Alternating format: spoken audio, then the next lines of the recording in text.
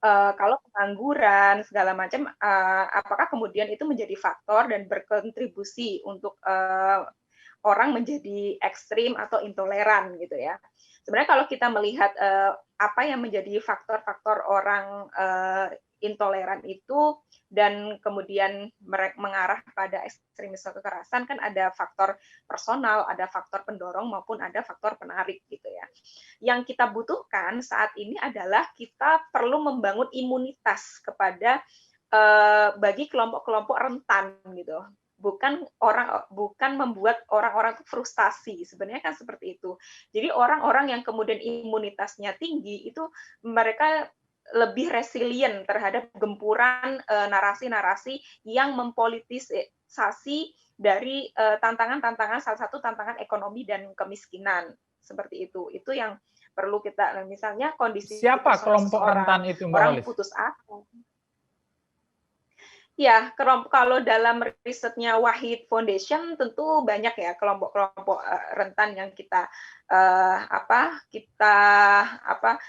pisah antar kelompok sehat, kelompok sakit maupun kelompok rentan gitu. Kalau dalam survei Wahid Foundation, salah satu di antaranya misalnya kelompok rentan itu adalah orang-orang yang kemudian memiliki latar belakang atau perjalanan hidup yang cukup fragile ya, kalau kita membahasakan, misalnya tadi orang-orang yang sulit mendapatkan akses keadilan, lalu kemudian tadi masyarakat yang menganggur, yang sulit secara ekonomi, yang kemudian mudah terprovokasi dan menggunakan cara-cara kekerasan untuk mengatasinya, lalu kelompok-kelompok orang yang memang setiap hari tidak mendapatkan nuansa atau lingkungan-lingkungan yang lebih inklusif. Sebenarnya kalau kita bekerja sama dengan teman-teman private sector itu sudah cukup banyak ya yang kita lakukan, khususnya bagaimana membuat peacepreneur. Kalau kita menyebutkan tuh peacepreneur gitu ya, orang-orang yang kemudian mereka fokus untuk usaha dalam konteks bisnis dan ekonomi, tetapi mereka juga aktif dalam melakukan promosi perdamaian. Nah, itu yang kita kemudian sebut peacepreneur. Nah, peacepreneur ini kita juga sempat bekerja sama dengan beberapa corporate atau perusahaan-perusahaan yang mereka juga concern dalam isu-isu inklusivitas dan toleransi. Misalnya yang kita lakukan dengan Ciputra, lalu kita lakukan dengan Sumarekon, lalu kita lakukan dengan teman-teman di Sinarmas dan lain sebagainya. Jadi The Body Shop juga membantu kita untuk bagaimana membuat perempuan-perempuan resilient terhadap arus-arus atau tantangan-tantangan, khususnya membuat masyarakat yang lebih inklusif. Indonesia ini unik gitu ya. Dia meskipun kita memiliki tantangan dalam isu-isu ini, tetapi kita patut berbangga bahwa Indonesia itu memiliki contoh yang cukup baik dalam menggunakan pendekatan holistik dalam penanggulangan ekstremisme kekerasan gitu.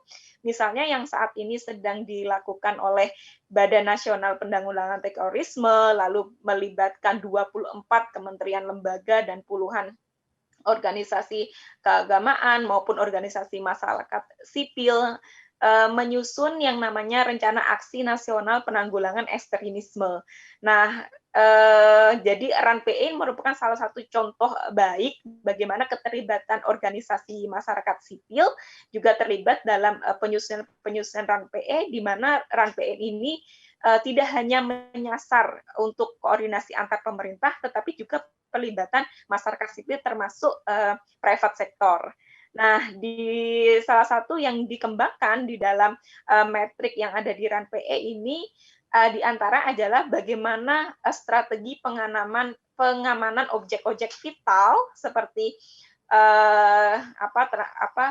transportasi, gedung-gedung, lalu salah satunya adalah kawasan bisnis, itu yang kemudian dikembangkan di sini. Ini salah satu contoh terobosan yang menarik dalam proses penanggulangan ekstremisme kekerasan di Indonesia. Jadi kita selain patut berbangga dengan segudang contoh-contoh ya dan praktek baik yang dilakukan oleh Pak Hajrianto di perusahaannya, lalu kemudian dari masyarakat internasional seperti ILO dan di United Nation yang di lembaga-lembaga United Nation yang lain, bagaimana kemudian ekstremisme kekerasan, pendekatan inklusivitas, toleransi ini tidak menjadi suatu hal yang terpisah, tetapi kemudian terinternalisasi di dalam kehidupan masyarakat gitu. Terima kasih Mas Rojali atas kesempatannya.